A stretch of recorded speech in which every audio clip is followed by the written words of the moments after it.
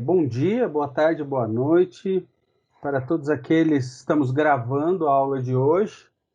Nós estamos na seção 2.1, fator de compressibilidade e modelo de gás ideal, né? Então a gente vai verificar se o gás que nós estamos usando pode ser considerado na faixa que nós estamos trabalhando como um gás ideal, né? Ainda continuamos naquele ritmozinho, né? Que vocês trabalham como engenheiro trainee no escritório de consultoria, contratado para prestar serviços a uma empresa do ramo sucroalcooleiro, relativo ao projeto de um novo sistema de geração de eletricidade, a partir da queima do bagaço da cana-de-açúcar, para que o aproveitamento energético seja mais eficiente. Então, o destaque é a turbina a vapor ilustrada. Então, hoje nós vamos trabalhar na turbina, né? Então, vou ter vapor de água entrando na turbina e ele saindo. Ele realizando energia, ele realizando trabalho aqui na turbina e saindo, tá? Quando o sistema ele realiza trabalho, o trabalho é positivo. Quando ele recebe trabalho, aí o trabalho é negativo. Por que você está falando isso? Porque a gente chegou a conversar com isso em fenômenos de transportes, né? Quem não se lembra, quando eu tenho um sistema e fornece energia, no caso da caldeira, quando ele recebe energia, a energia é negativa, lembra? Quando ele recebe energia, a energia é negativa. Aqui no caso do condensador, ele libera energia, ele vai ter que liberar esse calor. Então, se ele libera energia, aqui o Q é positivo, aqui o Q é negativo, né? Porque o fluido, no caso a água, o vapor da água, ele vai receber energia, que é negativo. Condensador, que é positivo, porque vai doar energia para o meio externo. Então, que é positivo. Na turbina, o meu fluido vai gerar um trabalho, tá? Então, o trabalho vai ser positivo. Se ele receber esse trabalho,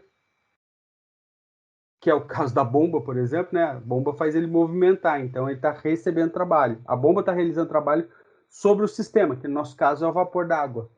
Então aí o trabalho é negativo. Mas a gente vai falar mais para frente. Na aula passada a gente falou, né, eu lembro ter falado com vocês do PVT Povotó, né?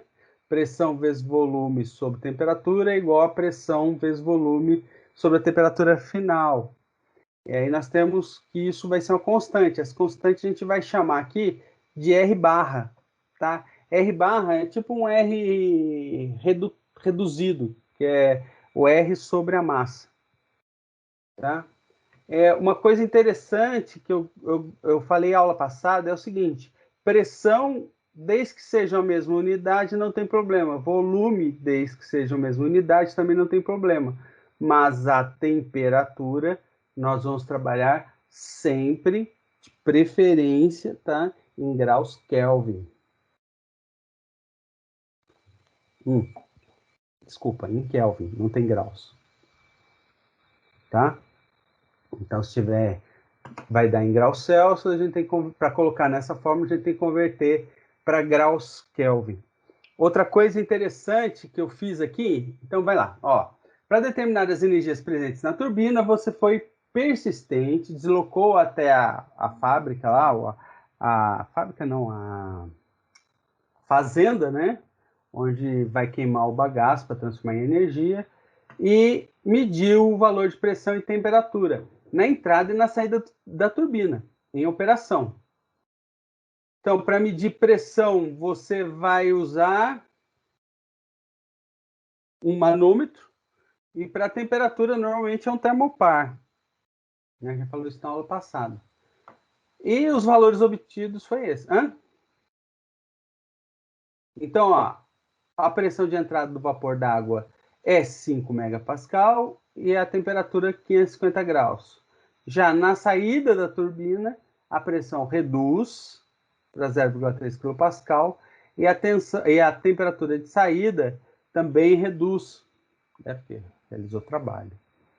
Então aí, olha que interessante, eu vou colocar, o que que eu fiz? Eu fui, aqui ó, vou até colocar aqui, não dá pra colocar. Fique quietinho. Eu fui no CAT 3, lembra da aula passada?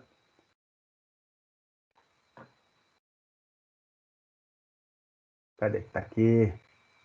CAT 3. Então, o que que eu fiz? Ó, vamos lá. Água, water. Tem que saber um pouquinho de inglês, professor. Tem que estar um pouquinho... What? E aí, ó, eu vou calcular. Olha que interessante. Temperatura e pressão. A temperatura está em graus Celsius. Oh, beleza. Então, não preciso fazer conversão, professor? Não. 550. Cuidado, hein? Ó, a pressão está em megapascal. Então, aqui vai ser 5. Tá? Mas aqui eu tenho que fazer a minha conversão, tá? Então, vamos lá. Aqui vai ser 5. Ok? Olha que interessante. Ele já deu os valores que eu até coloquei aqui, né? Ó, 550, papapá, papapá. Vou fazer a mesma coisa para a água de saída. E o que eu chamo a atenção, ó, que aqui é um fluido denso, tá? Então, vamos lá, calculadora. Temperatura 69,1. Pressão. Professor, ó, de quilo para mega, eu tenho que multiplicar por 1000. Então, de mega para quilo, eu tenho que dividir por 1000. Vamos lá, professor, pega a calculadora, vai. Para quem não acredita. Então, ó, eu vou pegar o meu 0,3 e dividir por 1000. Por que você vai fazer isso, professor? Porque aqui eu tenho o valor dessa pressão em megapascal. Então, ó, 0,12303. Então, eu tenho que pôr esse valor aqui. Então, 0,1233. Então, isso daqui é 0,3 quilopascal convertido para mega. Alguém tem alguma dúvida sobre isso? Fale agora.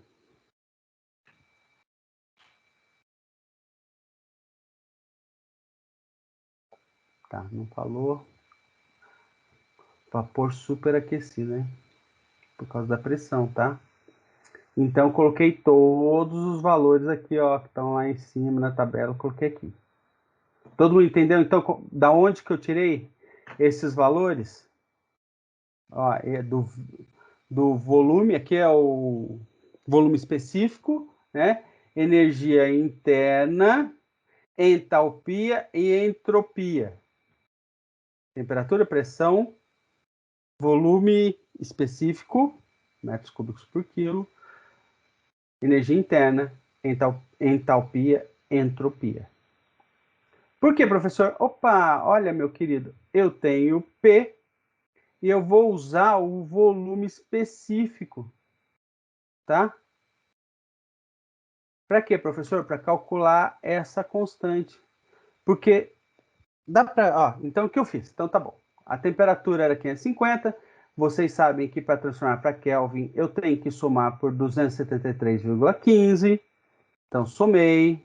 Ah, professor, não acredito que você fez isso, que esse resultado está certo. Então, tá bom, a gente pega aqui, ó, 550 mais 273,15. Porque o professor também pode errar e a gente já confere. Então, ó, deu 813,15 Kelvin.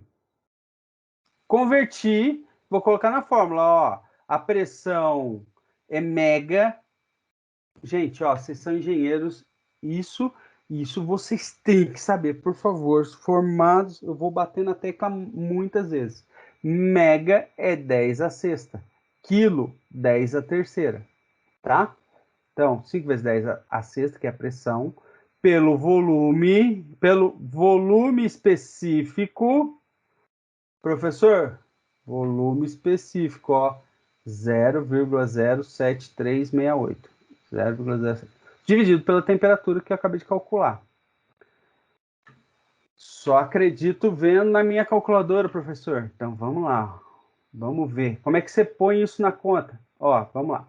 5 EXP. Já falei para vocês evitarem de usar 10 elevado a x. Pode usar, professor? Pode, mas às vezes ele dá um errinho para vocês, tá? E aí você se dane. 0,07368 igual dividido por 823,15. Por que não usou o 273, professor? Porque eu queria colocar 5 números aqui, né? Ó, tem 4 aqui, né? Então dá uma precisãozinha melhor. Mas eu vou dar com 3 números. 3 números.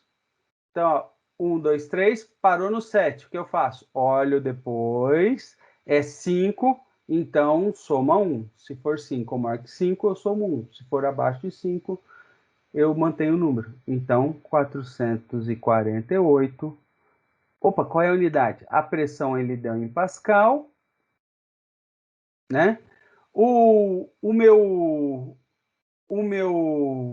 volume específico foi metros cúbicos por quilograma, metros cúbicos por quilograma, e a temperatura a gente calculou em Kelvin. Então, Pascal, metro cúbico, quilograma por Kelvin. Vou fazer a mesma coisa para de saída, para saída. O R, então esse aqui é o R de entrada, 448, e eu vou calcular o R de saída. Então, a mesma coisa, temperatura é 69,1 mais 273,15. Ah, professor, não tem certeza. Tem certeza nisso? Mais 273,15. Uma regra básica é isso. Eu vou usar 273,15 quando tiver temperatura com casa decimal, né? Ah, mas esse daqui não tem. Mas esse tem. Então vamos usar nos dois. Não pode usar em um e não usar no outro, senão aí a conversão falha. Você faz uma conversão de um jeito e do outro. Então sugiro para vocês que toda vez que tiver temperatura com casa decimal, usar 273,15. Quando tiver temperaturas que são muito altas e tiver número inteiro, usa só 273. Beleza? Então lá, 342,25 Kelvin. Professor, está indo bem, muito bem. Por isso que você fez, né? Para não dar erro na hora de escrever, ficar demorando. Vamos lá, ó. Pressão, primeira pressão, 0,3 vezes quilo. 0,3 vezes 10 a terceira. A única coisa que nós não fazemos conversão é quilogramas. Tá, ó. Quilogramas não fazemos conversão, mas quilojoule fazemos. Megapascal fazemos. Vezes. Ô, professor, nossa, que diferença! Ó, o volume específico é muito maior. Põe ali, ó. 526,5 dividido pela temperatura que a gente acabou de calcular. Ah, professor, faz a conta aí, pô. Isso é preguiçoso. 0,3 uso XP vezes 526,5 que a gente achou da tabela. Esse é a minha preocupação, gente. Vocês se perderem na hora de achar, porque tem pouca informação, mas eu, com o programinha, eu consigo aumentar a minha informação. Aí tem muita informação, eu tenho que saber escolher a informação certa, correta, tá? Eu podia colocar esse número aqui, vezes 10 a sexta, que ia dar o mesmo resultado, tá? Então, multipliquei 300... deu 300, 300 Pascal. Por 526,5 e vou dividir por 342, vamos lá devagarzinho, 0,25. E aí vou chegar na minha resposta. Três números. 461, vejo, depois é 5, então soma 1. 462. Beleza?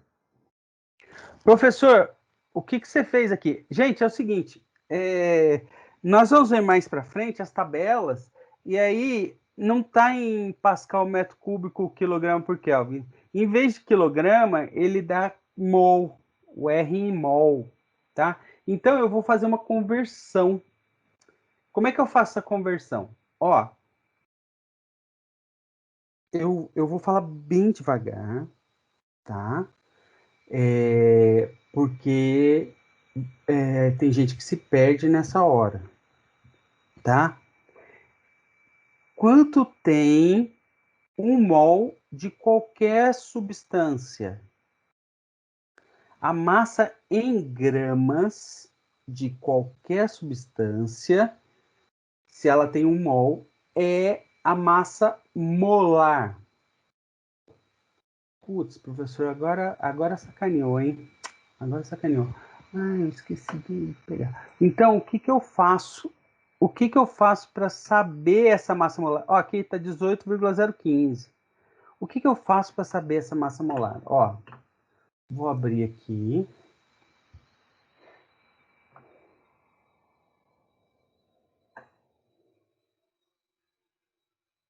Vou abrir o Google. Devia ter feito isso, né? Putz, dei bobeira.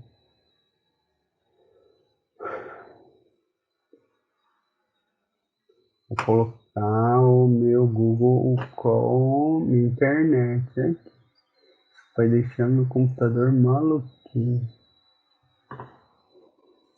Ó, tabela periódica.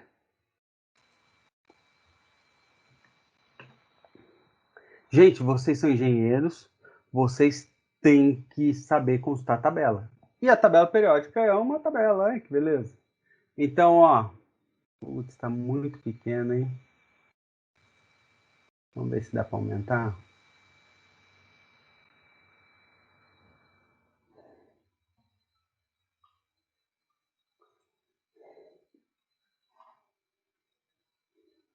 Não, não vou fechar, não. Resiste, Anderson, resiste. Ó, tá brincando, cara. Essa tabela michuruca. Ah, aqui tem uma tabela melhor. Professor, ó, tem uma tabela melhor aqui. Como é que eu vou dar um zoom? Ah, eu tenho a lupa, não tem? Putz, como é que é lupa em inglês? É, o cara, o caboclo. O caboclo coloca. O senhor pode abrir a imagem em uma outra guia ali, professor, fica mais fácil de mexer. Você acha que vai ficar maior? Abrir imagem uma nova guia.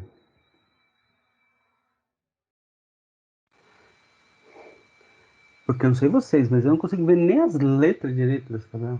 Peguei essa tabela do. Ah, agora abriu os dois, ó.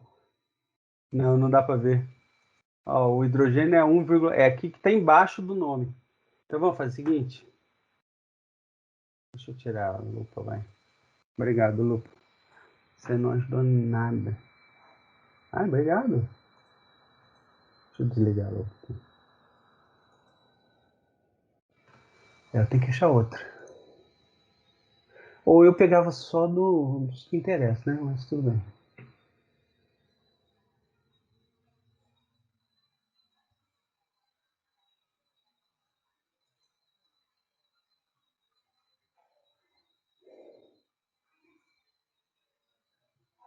Não.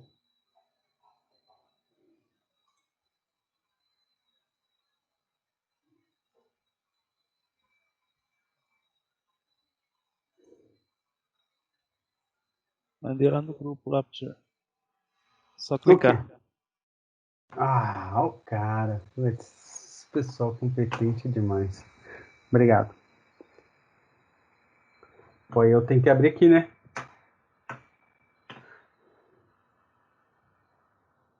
Bem, Ó, hidrogênio.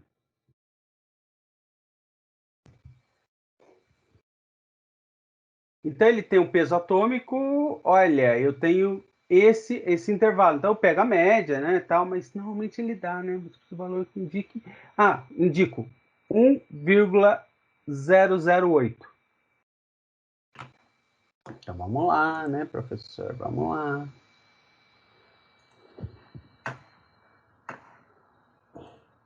A água, ela tem 2 hidrogênios. Então, eu vou para achar... Putz, não tem nem espaço aqui, né, para colocar. Eita. Mas tudo bem, eu vou colocar aqui em qualquer canto aqui. Então, ó. Tomara que caiba.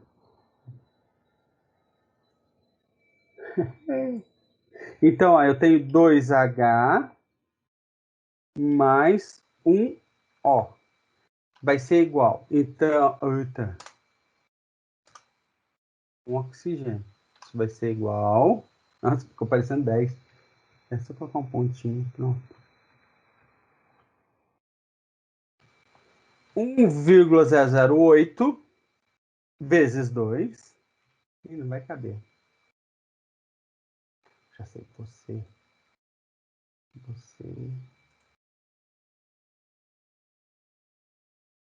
Ah, já sei. Vou fazer o seguinte. Inserir novo slide. Pronto. Não deu certo. Não era o que eu queria. Sim.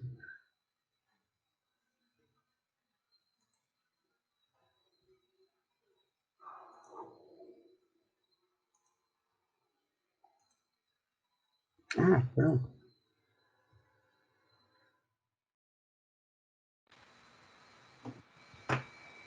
Então, o que que eu fiz? Ah, eu criei no próximo slide. Deixa eu apagar aqui.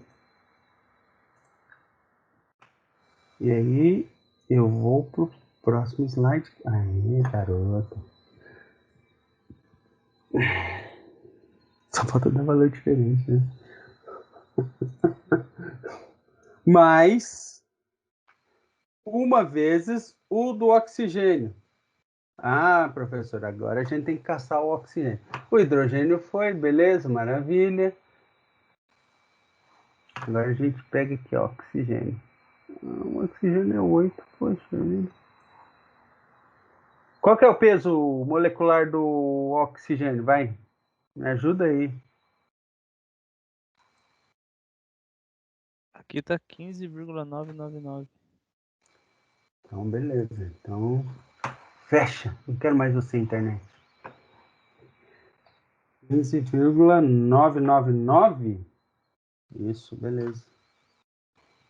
Calculadora, professor. Maravilha. Paga. 1,008 vezes 2 mais 15,999. 18,015. Isso aí, gente, ó. Beleza?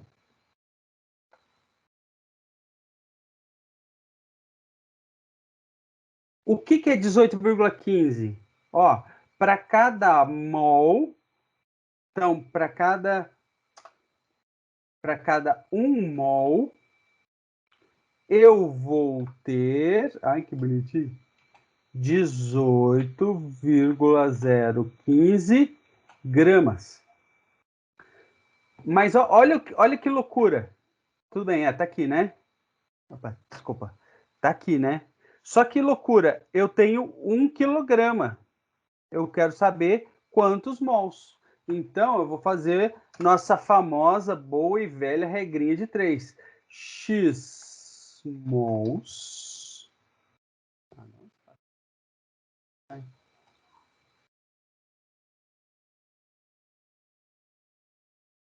Tá?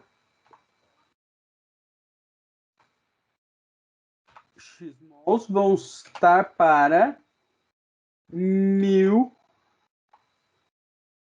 gramas. Professor, por que 1.000 gramas? Ó, porque aqui a unidade está dizendo que é quilogramas. quilogramas, 1 quilograma tem 1000 gramas. Ah, professor, assim. Regra de 3, né? Xzinho. Então, 18,015 vezes x é igual 1 vezes 1000, 1000. 0,05 está multiplicando, então meu x vai ser igual a 1000 dividido por 18,15. Professor, e agora? Agora bota na calculadora, meu querido. Então vamos lá. Eu vou pôr 1000 dividido por 18,15. Gente, isso é muito fácil para vocês ou tá dando para entender? Senhor, é 1815 ou 015? Ah, 18,015, né? Ô, gente, desculpa. Obrigado. Por isso que deu um valor diferente. Eu falei, putz, deu um valor diferente. Me ferrei. Dividido por 18,015. Obrigado. É isso, né? 4 números. Podia ser 5, mas vou dar 4. 55,50. Opa, depois do zero é o 9, que é maior que 5, então vem 1. 55,51. 1 quilo tem 55,51. Mas eu não quero 1 quilo, eu quero 1 mol. Então, se aqui esse número ele equivale a 55,51 mols, eu preciso dividir para saber quanto que é 1 mol. Deixa eu colocar aqui só para a gente... Só para não se perder. Então, aqui é 55,51 mols. Tá? E aí eu tive que dividir para chegar... E aí cheguei nesse valor aqui. Então, para o de entrada, que eu achei 448, dividindo por 55, eu só estou fazendo uma conversão de unidades, tá? Então, em vez de 448 Pascal metro cúbico por quilograma vezes Kelvin, eu tenho agora Pascal metro cúbico mol por Kelvin. Fiz esse cálculo. Alguma dúvida? Preciso que vocês me confirmem que entenderam, para eu passar para frente. Por mim, tudo bem, professor. Ó, por que você fez essa doideira aqui e chegou nesse valor? Por que eu fiz isso? Para chegar no R do vapor. Ó, eu tenho uma tabela aqui, ó, vou avançar, mas não se preocupem. Então, ó, 807 e 832, tá? Aqui, ó. Eu tenho uma tabela do R, que é em quilojoules por quilograma por Kelvin, tá? Então, eu tenho que dividir isso. E aí, o da minha água deu 0,46. Ah, aqui é por quilograma. Não, aqui é por quilograma. Então, beleza. É só eu dividir, ó. Deu 0,462. E aí, se eu voltar, ó, aqui é Pascal, então eu tenho que dividir por 1000. 0,462. Então, da saída, a temperatura final deu bem próximo. A de entrada, não. Mas existe outra tabela, professor. Outra tabela que a gente vai ver mais para frente. Deixa eu ver se eu tenho essa tabela. Que está em mols por Kelvin. Ah, tá aqui, ó. É a próxima, ó. 8,3145. Pô, professor, mas tem quilojoule, mas tem quilomol, entendeu? K cancela com cal. Podia ser, esse é o mesmo valor para joules por mol. 8,31. Tá? E aí o nosso deu aí o de saída dá 8,32. Gostou? Tabela. Um dá um, outro dá outro, mas a gente faz o teste para os dois. Constante universal dos gases. Professor, o que é esse constante universal dos gases? É exatamente esse R aqui, ó, que é o PVT aqui, ó. PVT é o povotó aqui, ó. Ele sempre vai dar uma... No caso, né, vai ser R vezes a massa. Como eu dividi pela massa, então eu vou ter um R... A gente põe uma barrinha aqui, tá? Quando não tem a barrinha, eu tenho a minha constante dos gases. Normal. Ó, aqui tem a barrinha.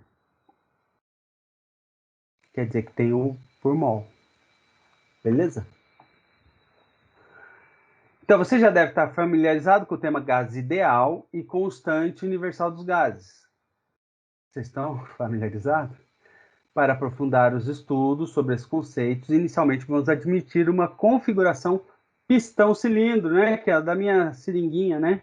Só que, ó, nesse eu vou medir pressão, volume, né? E temperatura.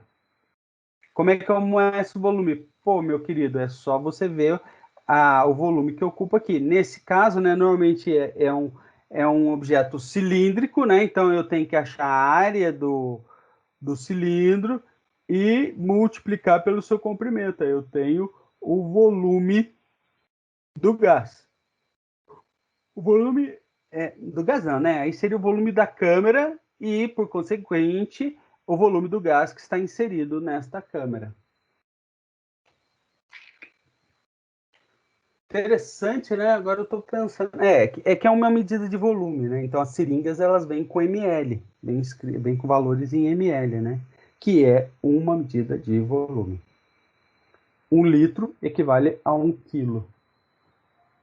Quilograma? Se for água, né? Que a densidade é 1. Isso bem. Para aprofundar os estudos sobre esses conceitos, vamos admitir a configuração do pistão-cilindro que contém um determinado gás no seu interior, conforme a figura, e que será mantido a temperatura constante durante o experimento. É super simples manter temperatura constante, né? Mas tudo bem. A pressão será medida pelo manômetro e o volume será determinado conforme escala no cilindro. Perdão. Então, se eu diminuir o volume, aumenta a pressão, né? Aquela seringa que eu trouxe a aula retrasada. Se eu aumentar a pressão, eu diminuo o volume. Se eu aumentar o volume, eu diminuo a pressão. Se eu puxar a seringa. Fácil. Professor, mas e a temperatura? Como é que mantém a temperatura?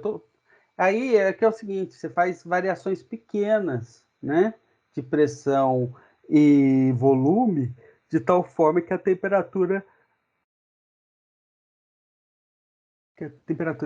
permaneça constante. Movimentando o pistão para diferentes posições, são medidas pressão e volume específico. E assim, diferentes estados de equilíbrio são determinados para a temperatura constante. Se repetirmos esse mesmo experimento, mas com diferentes temperaturas, né? Então, é gráfico tal, a fim de observar. Então, aí eu tenho que o meu R vai ser para o gás, né? No caso, vai ser constante. Tá? Para o gás, aí é para o gás ideal, né? No nosso caso, foi o vapor d'água. Ok? Perdão. Existe também uma coisa que, na prática, tá? A gente está com o PVT. Na prática, como nem todos os gases eles trabalham com como se fossem gás ideal, né? Então eu tenho o fator de compressibilidade Z. E ele é expresso por P, o meu volume específico, dividido por RT, tá? Onde, quando o Z for igual a 1, né? Quando o Z for igual a 1, eu tenho meu gás ideal, tá? Toda vez que o Z for igual a 1, então eu posso considerar esse gás como gás ideal. O volume de um gás, volume de um mol de gás é o volume específico, expresso em termos de peso atômico ou molecular.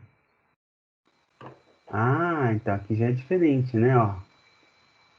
Dizendo, é dado por a massa vezes, eu tenho que multiplicar então a massa a massa molecular ou molar pelo meu volume específico. Assim, meu valor, aí eu substituo, né? Eu substituo tanto o meu valor específico como o meu R. Porque, lembra que eu falei, o R quando tem a barrinha, ele não considera a massa.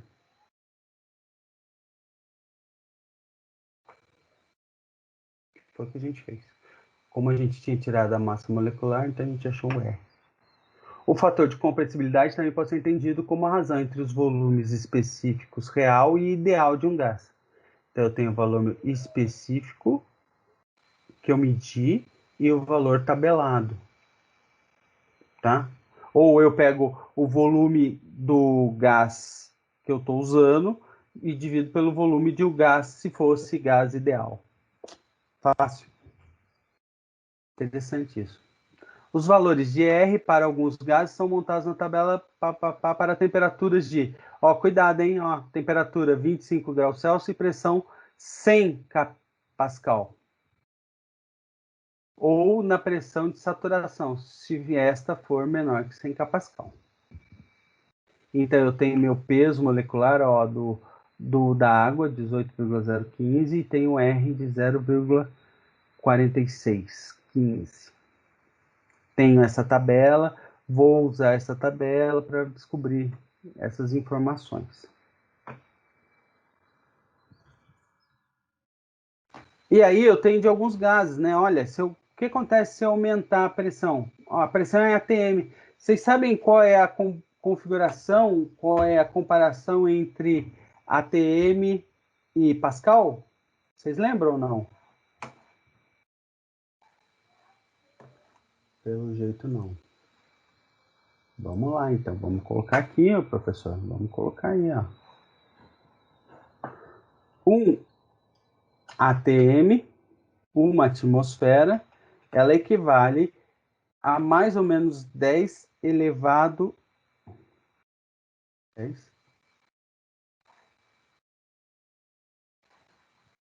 10 elevado a 5 Pascal, tá?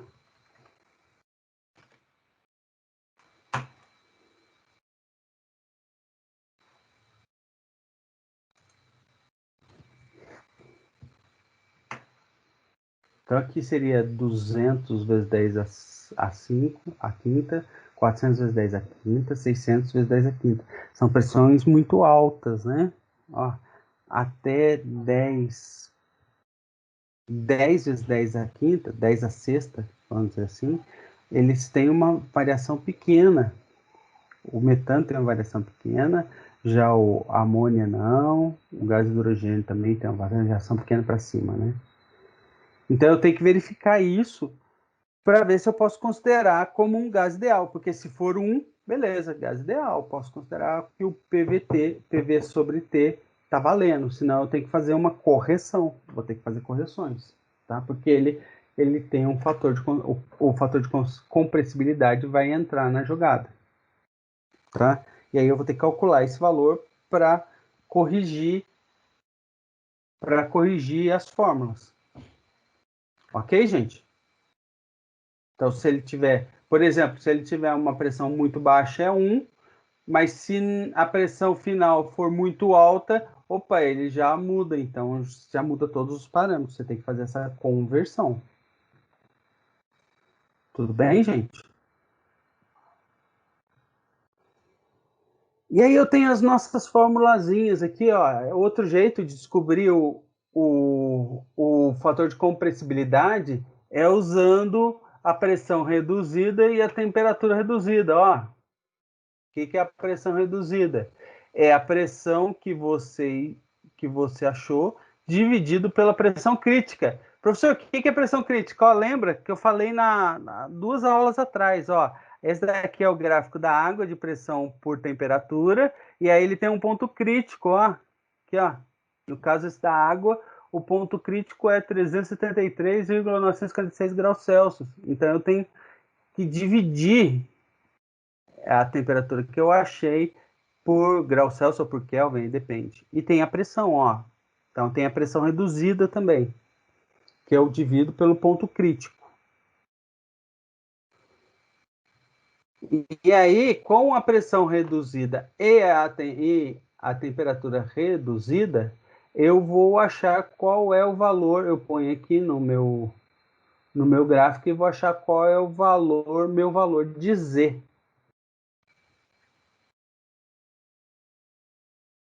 Nossa, professor, é muito complicado isso, né? Gente, é que eu preciso achar o Z para saber se ele estiver muito próximo de 1, eu considero PV sobre T igual a PV tipo ovatório. Se ele estiver muito longe do 1, né, aí eu tenho que fazer correções. Tá certo?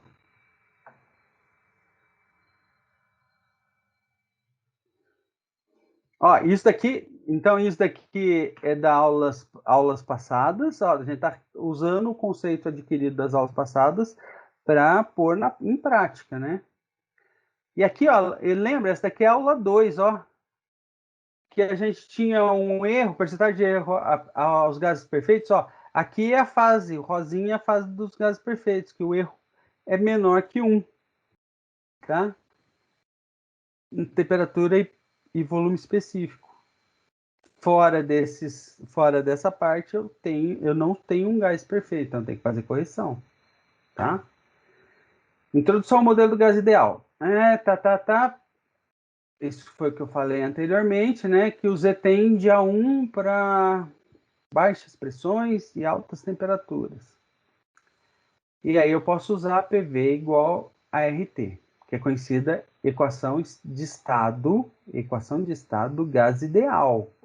Tá? Ela só serve para o gás ideal. O que a gente aprendeu lá no ensino, que vocês aprenderam no ensino médio, só serve para um gás ideal. Tá?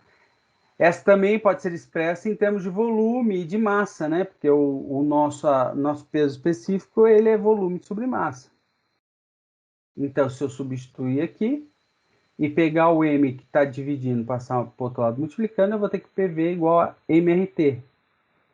Se eu substituir o M por N, né, em termos de mols, PV igual a NRT. É essa fórmula que eu ensino lá no ensino médio, para o pessoal de física. PV igual a NRT. E o R é sempre 8. Os caras nunca questionam, né? Legal.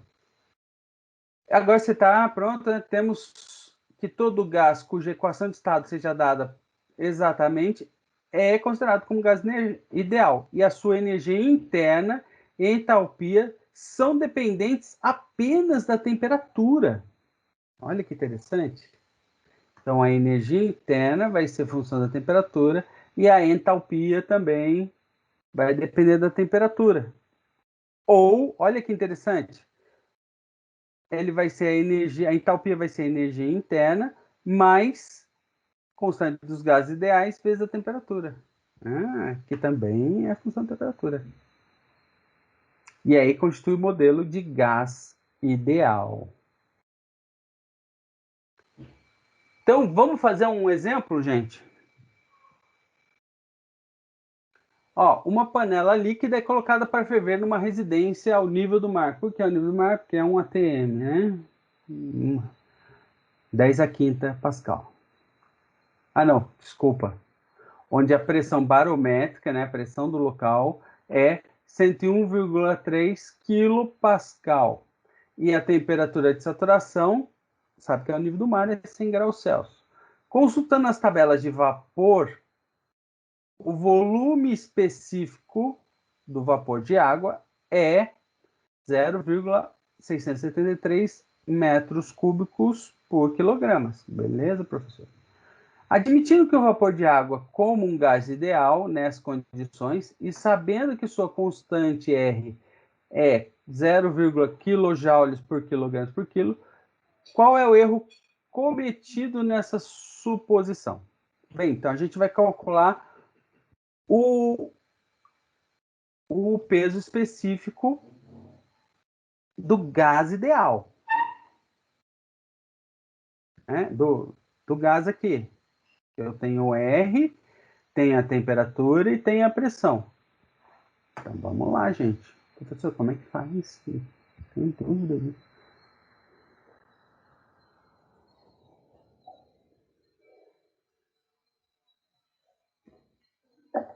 Devia ter pego um exemplo para vocês fazerem, né? Poxa, sacanagem.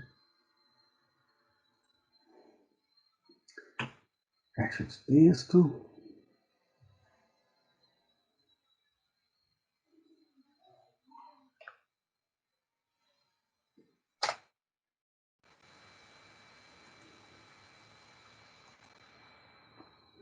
Então eu tenho que o meu do gás ideal, meu peso específico do gás ideal, cadê? Peso específico vai ser igual a R 0,4615 quilojoules por quilogramas, tá? Vezes, eu coloquei esse parênteses, não precisa não, aqui não. Vezes a temperatura. Professor, temperatura, ó, presta atenção aqui, gente. A temperatura, ó, o R já está dando que a temperatura é em Kelvin. Então, a temperatura aqui precisa estar em Kelvin. Então, vamos lá. A temperatura tá, professor, tá inteiro. Precisa colocar 273,15? Ah, vamos colocar, mas, gente. O que vai trabalhar mesmo, não sou eu. Dividido pela pressão. Ó, se eu colocar agora eu vou fazer uma questão com vocês. Se eu colocar. Eu vou colocar em Pascal, tá? E aí eu vou colocar em Pascal aqui. E aí vai dar em joules. Então eu tenho que dividir depois por 1000, tá? Então vamos lá. Quilo é 1000. Então 101.300 Pascal. Tudo bem?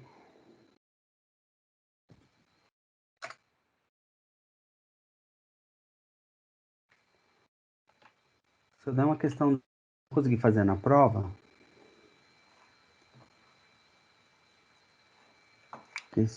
minha preocupação agora é com a prova.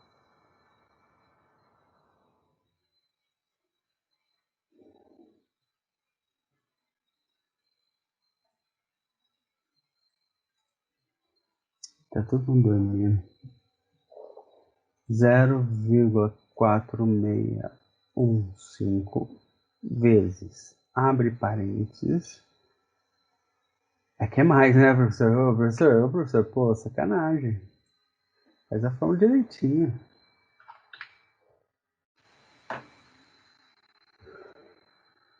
Mais 100 mais 273,15, fecha parênteses, dividido por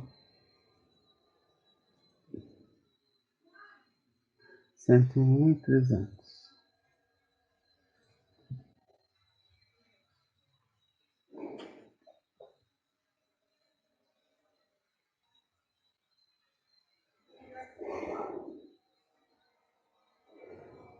É, professor, tinha que usar quilopascal mesmo.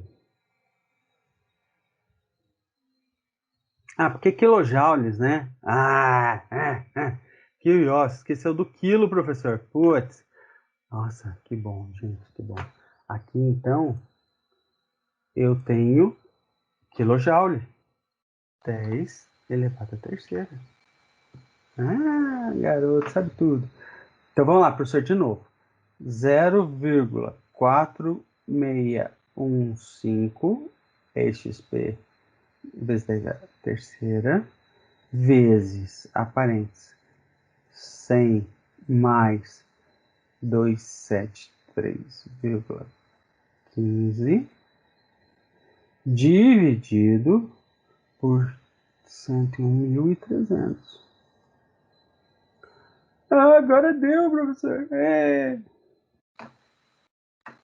Professor, Tá bom? eu tinha feito aqui a conta do jeito que o senhor tinha colocado antes e deu. Ah, o senhor colocou 10 a terceira ali. Agora deu igual. É que aqui é quilojoule, né? Então, no sistema internacional, você não trabalha com quilojoule, você trabalha só com joule. Então, quilo tem que estar aqui, né? 10 a terceira. Certo? Então, vamos lá. O negócio tem quatro, ó, o peso específico tem 4 algarismos, então vamos colocar com 4 algarismos. Opa, vamos lá, vamos contar aqui, né? 1, 2, 3, 4. Depois do 9 tem outro 9, então vai ser 700, 1,700 metros cúbicos por quilograma. Professor, Aí eu. o meu deu esse valor sem eu ter colocado o 10 elevado à terceira aí. Não, mas então você considerou quilopascal. Então você considerou 101,3.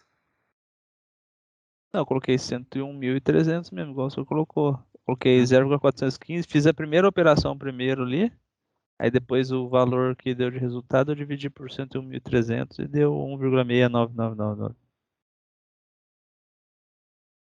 estranho. Bem, porque se você tirar o 10 a terceira aqui e tirar o quilo pascal aqui, vai dar o mesmo resultado. Mas se você considerou 10, se você não considerou 10 a terceira aqui e colocou 101.300, então vai dar um monte de zero aí, cara. Tenta fazer desse jeito para ver. Faz a primeira parte, 0,4615 vezes o valor ali, e depois o Ó, resultado o senhor divide por. 0,4615 vezes, faço, 100 mais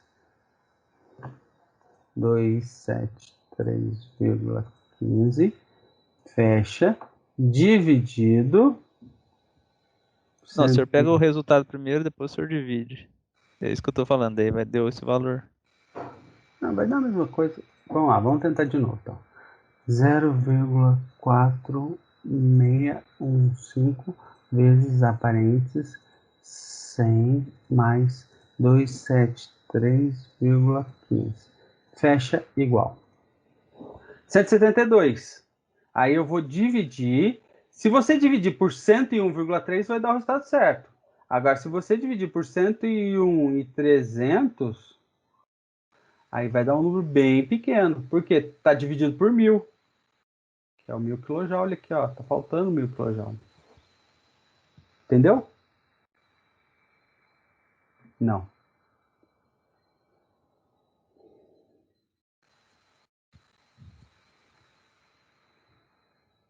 Sim? É que na minha calculadora que tá dando o mesmo valor, sem colocar o 10 a terceira. Então você está colocando 101,3. Não, 101.300 mesmo. Ah, então faz errado na sua conta aí, cara. Porque aí se colocar 101.300 vai dar esses 3 zeros aqui, ó. Que é dividido por 1.000.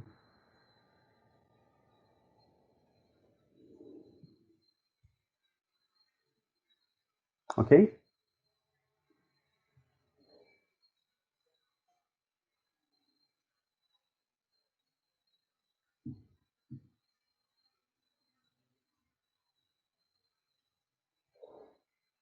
Então, vamos lá. Continuando, tá? Eu quero achar o erro. Erro em porcentagem, como é que é? Ele vai ser o módulo... Putz, agora, aqui. Ele vai ser o módulo do valor aproximado. Então, eu vou colocar o valor aproximado como que nós achamos, 1,7, menos o valor exato, 1,673, dividido pelo número exato, 1,673. E aí, gente, 1,7 menos 1,673 dividido... Ou faltou 100%, hein? Vezes 100. Ah, deixa eu colocar aqui, deixa eu corrigir aqui, gente. Ó. Coloca no final, vou colocar no começo, tá? 100 vezes. Porque aí dá 1,61. Como eu multipliquei por 100, então ele vai ganhar o símbolozinho de porcentagem. Tá? Esse é o nosso erro. De considerar a minha água líquida, que é vapor d'água, né? Como um gás ideal.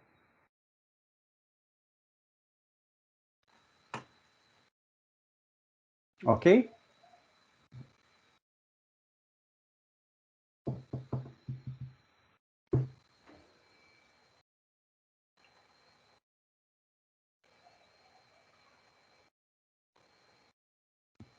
Então, eu tinha que usar o volume específico como 1,7.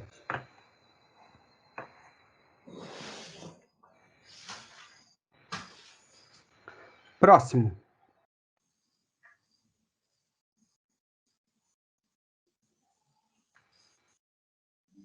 Então, vamos avançar na prática, né? Eu tenho uma situação, problema. Você é engenheiro projetista de uma empresa que atua no ramo de compressores e acessórios. Um novo modelo de compressor está sendo desenvolvido e você necessita fazer as especificações técnicas para uma pressão nominal de 1,6 megapascal a temperatura de 30 graus. O reservatório tem 2 metros cúbicos de volume, né? Isso é especificado, né? Pelo tamanho do compressor. E você precisa determinar a massa total do reservatório, incluindo a massa de ar. Então, você precisa saber quanto de ar tem ali, qual é a massa. Nesse sentido, você resolve aplicar a equação de estado para gases ideais, para determinar essa massa. Consultando as propriedades do ar, a pressão crítica é 3,77 megapascal, então está longe da pressão crítica, e a temperatura crítica é 133 Kelvin. E a constante do ar é 0,287 kJ por quilograma. Antes de prosseguir, seu assistente questiona você se é uma boa hipótese considerar o ar como um gás ideal nessas condições operacionais. Caso seja possível, qual é a massa de ar nessas condições? Então, primeiro, a gente vai procurar uma tabela. Ó, esse aqui é o fator de compressão do nitrogênio, tá? Para quem não sabe, né, nosso ar é composto de 70% de nitrogênio. Então, por isso, eu pego o ar que tem mais composição.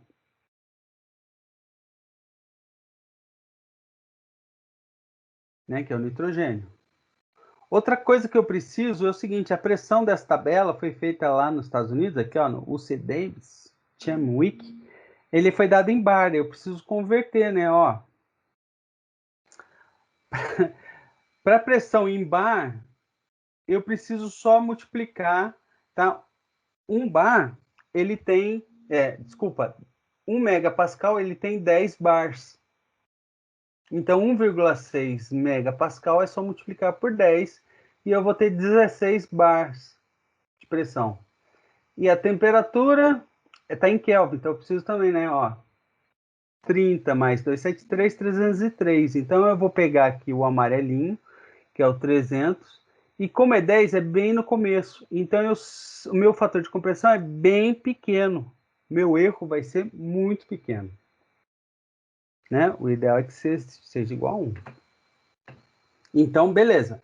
Posso considerar o ar como um gás ideal. Agora, vamos calcular a massa. Então, eu vou usar PV é igual a MRT. Né? Eu vou jogar esse PV que está aqui atrás para frente. Por quê? Porque eu quero a massa, tá? Então, massa vezes R vezes T vai ser igual a P vezes V. O R vezes o T está multiplicando a massa, vai passar dividindo. Então, a pressão 1,6 megapascal, né? 1,6 vezes 10 a 2, vezes o volume. Ó, pá, volume está aqui, 2 metros cúbicos. Então, a pressão está aqui, 1,6 megapascal. O volume está aqui, tá? O R ele deu. Só que, ó, lembrando, nós estamos trabalhando com Joule. Então, vai ser 0,287 vezes 10 a terceira, por causa desse quilo aqui. Tá, gente? Então, e a temperatura a gente já calculou, né? Ó, 303,15. Porque tem que ser em Kelvin, professor. Tem que ser em Kelvin. Aí é só fazer a continha. Olha que fácil. Vamos lá, gente. Façam comigo. 1,6 a sexta vezes 2 igual dividido por 0,287. Se eu usar o EXP, eu não ocorro em erro. Se eu usar o vezes 10 a terceira, vai dar encrenca, tá? Dividido por 303,15. 3 números, 2, 1, 3 números, vou dar com 3 números. 36,7. Olha, depois do 7, é outro 7, maior que 5, então somo 1. 36,8 quilogramas de ar, tá? A massa de ar contida no cilindro de 2 metros cúbicos, não é um cilindro pequeno, tá? A uma pressão de 1,6 megapascal, a temperatura de 30 graus, vai me fornecer 36,8 quilos de ar. Tá? Tudo bem? Tudo Sim. bem. Só ver aqui.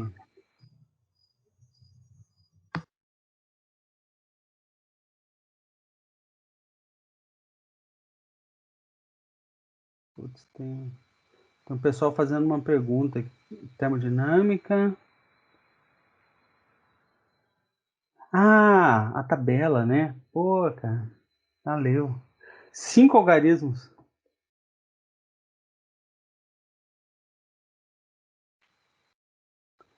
Não tô achando hidrogênio. 1,008. O oxigênio 15,99. 999. Beleza. Poxa, não tem como a gente saber a massa do ar, mas não há necessidade, né? 16,8. Vão conseguir fazer na prova? Ah, professor. Espero que sim, né?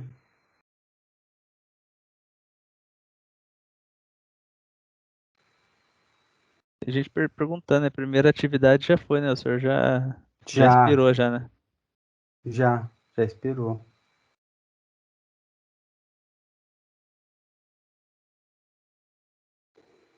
Pra quem não fez, já era, né?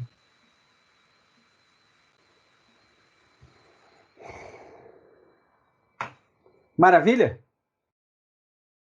A segunda eu vou lançar esse final de semana, mas eu acho que 1 ou 2 semanas para frente. Vocês têm 2 semanas para fazer. Olha esse que interessante. Uma sala de aula de 10 metros de comprimento, 6 de largura e pé direito 3 metros. Ela é climatizada a temperatura média de 23 graus e está localizada numa cidade que os dados meteorológicos indicam uma pressão barométrica de 93.871 pascal. Baseado nessas informações e admitindo o ar como um gás ideal. Opa, é o mesmo R, né? Ó, 0,287 kg. Qual é a massa de ar presente na sala? Então, a mesma fórmula, igualzinho. Puxa, podia até pedir para vocês fazerem, né? Ah, que pena, mas eu já pus. Então, ó, 93.871. Isso, qualquer meteorologista, eles informam esses valores de pressão. Pressão atmosférica. Vezes. Ó, o R. Então, ó, pressão vezes o volume. Professor, por que tá esses números aqui? Ah, porque o volume, você sabe, volume de um paralelepípedo é as arestas, né? Então, eu sei que é 10 metros de comprimento, vezes 6 de largura, vezes 3 de altura. Esse vai me dar o volume, né? Ó, metro, metro, metro, metro cúbico. Então, vamos lá, vamos fazer nossa continha, professor. Paga. 93.871 vezes... Ah, não precisa de parênteses, vai. Vezes 10, vezes 6, vezes 3. Putz, deu um número grande. Mas não se preocupa não, agora eu vou dividir pelo R. 0... Ah, esqueci de dividir. Ah, professor...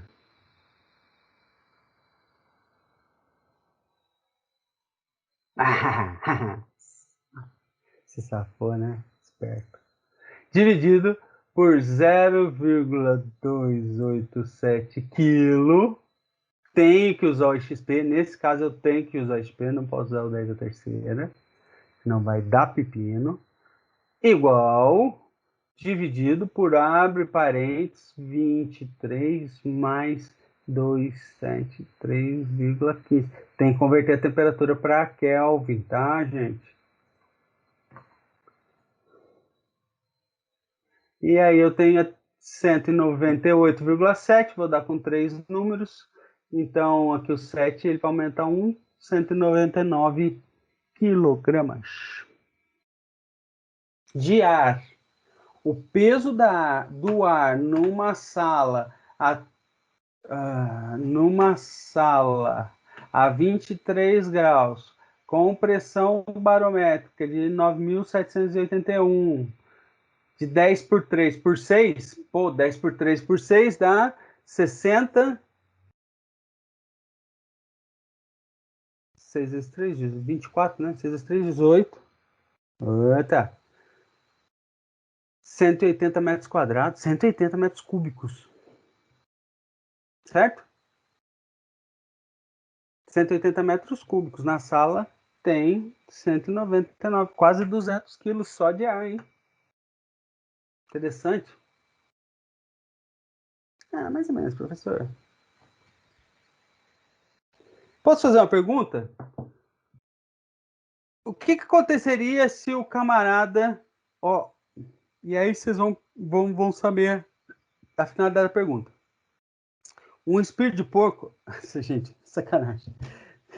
Quando eu dei aula, eu vou contar uma história para vocês. Eu gosto de ser amigo, né? Conversar com todo mundo e tal. Tinha um cara que tinha uma amizade, tinha um aluno que tinha amizade e tinha uma professora que dava aula de inteligência artificial. Só que ela fez mestrado comigo, tal. Então eu conheci ela do INPE, né? Só que ela não deixava os alunos tirarem foto ela não dava a apresentação, o PowerPoint para os alunos e não deixava os alunos tirarem foto, eles tinham que copiar, né? Então a sala pegou uma birra dela. E aí ela veio reclamar da sala para mim, né? Falou, pô, Anderson, esses caras são muito chatos, tá? Não sei o que acontece, a sala tá quente. Aí eu cheguei os caras, né, conhecia, falei, pô, gente, o que que houve? A fulana falou que tá reclamando do ar-condicionado, o que que tá acontecendo? Aí o cara me mostrou, ele tinha um celular com aquele LEDzinho, e ele tinha o controle tinha um aplicativo lá que era o controle do ar-condicionado, então ele botava para esquentar o ar-condicionado, porque a mulher não gostava. Falei, pô, sacanagem, vocês são poucos, vocês são terríveis, né? E aí, então, vamos supor que esse meu aluno, ex-aluno, coitado, bagunceiro, tenha posto o ar-condicionado no máximo.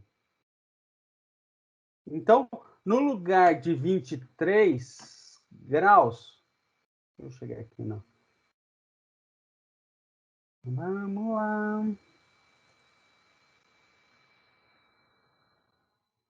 No lugar de 23 graus, ele colocou, foi a mesma expressão, tá? Não vou. Ele colocou uma temperatura menor. Deixa eu ver, ar-condicionado normalmente não. Temperatura menor de ar-condicionado, pelo que eu sei, é 18, né? Apesar que tem uma música que é 16, né? Então vai, 16. Então ele colocou 16 graus. Fechou a sala lá, tal, colocou 16. O que aconteceu com a massa? Para quanto que foi a massa? Pergunta. Professor, se ele diminuiu para 16, então eu só preciso mudar aqui 23 para 16 e fazer a conta de novo. Vamos fazer? Ah, não gostei de ver histórico, não. Tira o histórico. Digit grouping? Que digit grouping? Ah, descobri. Então, 93871 vezes 10 vezes 6 vezes 3 igual. Ah, ele agrupa. Não precisa agrupar. Não precisa agrupar, não. É legal, é bonitinho, gostei. Deixa eu ver. Dividido por 0,287 XP a terceira, tem que ser XP a terceira, dividido por, abre parênteses, agora é 16. 16 mais 273,15. Pô, você tá usando 273, hein, mano? Falou que não precisava. O que aconteceu, gente? Aumentou o peso, né? Aumentou a massa, aumentou o peso. Mas tão pouco assim, a variação tão pouco. Mas aumenta mesmo. E aí o que que faz? Olha que interessante. Por que que você está falando isso? Porque, ó, foi 4 quilos. Sabe quando você fecha o freezer? O que que acontece quando você abre o freezer da geladeira da sua casa? Quando você abre o freezer, a gente tem um freezer aqui em casa que a gente mudou, né? A gente morava em casa, veio para o apartamento, e aí eu falei, olha, se o freezer não for, eu não vou. Não vou para o apartamento. Tive que trazer, foi amarrado ao freezer para vir. Aí, o que que acontece nesse freezer? Quando eu abro o freezer, o ar frio, ele é mais denso, ele é mais pesado, ó. O ar frio, ele é mais denso, tem mais massa. Então ele sai, é como se ele saísse do freezer e entra um ar quente, tá? Quando eu fecho o meu freezer, o que que acontece? Esse ar que está quente, ele vai esfriar. E aí uma das formas dele aumentar a massa, como ele vai aumentar a massa, ele vai, ele reduz, como a massa não tem como mudar, né? Porque a quantidade de moléculas está lá, então precisa entrar mais moléculas, tá? Se o seu freezer estiver bem fechadinho, o que que acontece? Eu não consigo abrir a porta, porque ele veda e aí ele vai diminuir o volume, entendeu? Ele vai tentar compensar com a pressão, então a pressão vai diminuir lá dentro do freezer. E aí eu não consigo abrir, porque a pressão que está lá dentro é muito menor que a pressão externa, tá? Até que chega uma hora que dá uma... existem micros vazamentos, tal, ele dá uma acomodada, aí você tem que esperar um tempo e aí você consegue abrir, tá? Entendeu? Para aumentar a massa, precisa o quê? Precisa colocar mais ar lá dentro. Só que, pô, tá vedado, né? Então não entra mais ar. Então ele quer puxar, uma maneira de compensar é o quê? Diminuindo a pressão, tá? Se a pressão está 93.000, ó, vamos fazer o seguinte. Eu tenho, não dá, né? O que eu queria ver com vocês? Dá para fazer sim, mas eu tô com preguiça. Vamos fazer? O que acontece? Ó, ele tem 203, eu tenho a mesma temperatura, tá? Eu tenho a mesma massa, mas ele vai diminuir. Eu quero saber quanto que é a pressão, tá? Então, ó, professor, não entendi. É o seguinte. Aqui eu isolei a massa, tá? Aqui eu vou isolar a pressão. Então, P vai ser igual... não quero P maiúsculo, quero P minúsculo. A M vezes R vezes T dividido pelo volume, tá? Qual é a massa, professor? 199. Vezes. Qual é o R? 0,287 vezes 10 a terceira. Qual que é a temperatura? Ó, a temperatura agora diminuiu. É 16 mais 273,15. Dividido pelo volume. Opa, agora sim, agora põe parênteses. 10 vezes 6 vezes 3. Entenderam? Eu quero saber quanto que vai diminuir a pressão. Se, por exemplo, abaixou para 16 e a sala está toda fechadinha. Entendeu? Porque aqui, o que aconteceu? Eu tinha 199 quilos e entrou mais ar até que chegou. Quando esfriou o ar-condicionado, ele puxou ar de fora para que pudesse manter a massa. Ele puxou quanto? 4 quilos de... Não, aqui é 204, né? Então ele puxou 4 quilos de ar para dentro.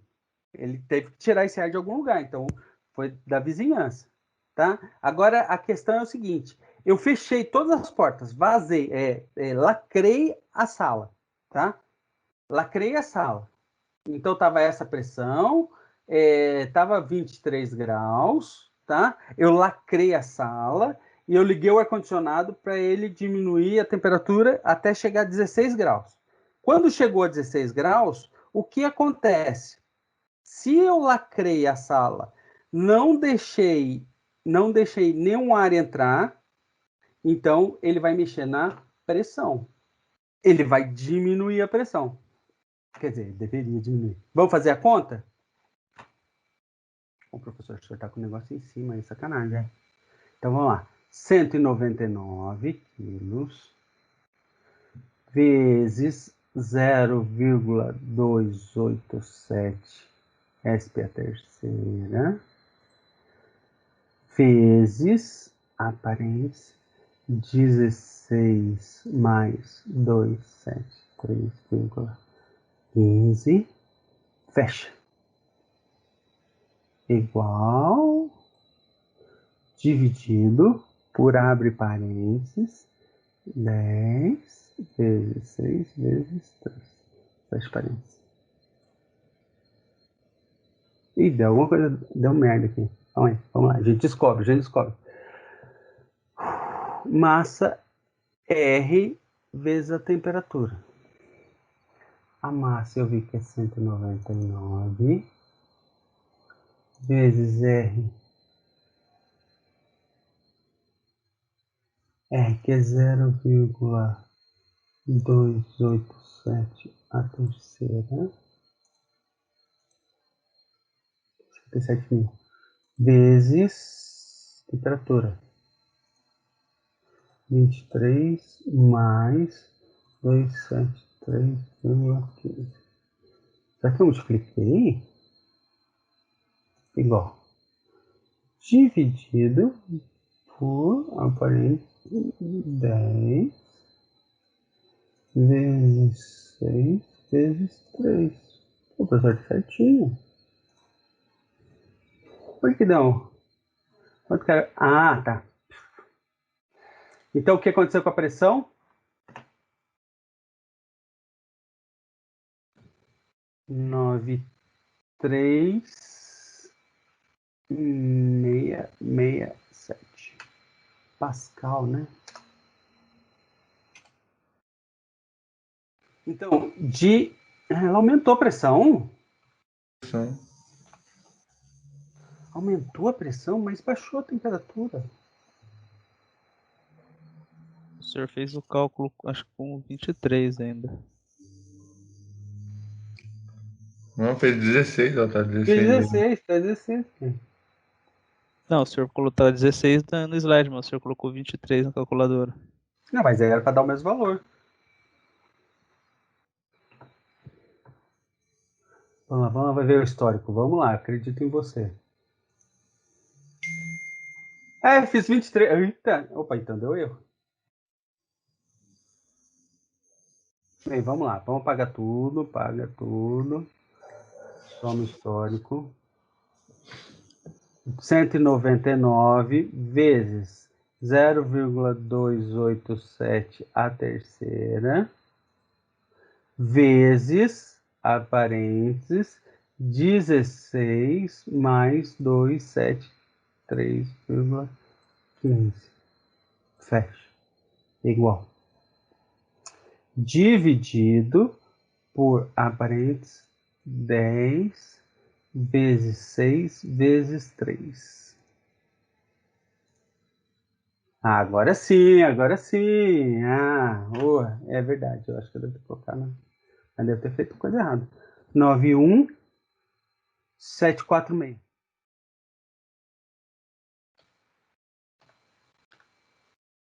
Então, o que aconteceu? Diminui a pressão. Quando você tenta abrir a porta, você não consegue, às vezes.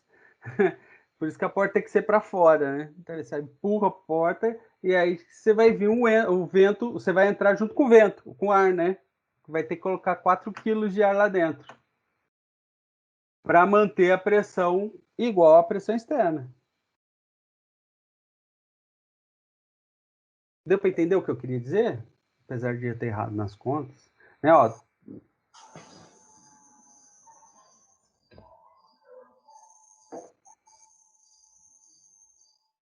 sim? Por mim, tudo bem, professor. Deu para entender?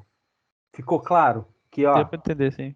eu vou fazendo esse jogo. Mas por que você está tão apegado a isso? Porque, às vezes, como engenheiro, fazer um sistema de vedação, pô, você usa pressão, entendeu?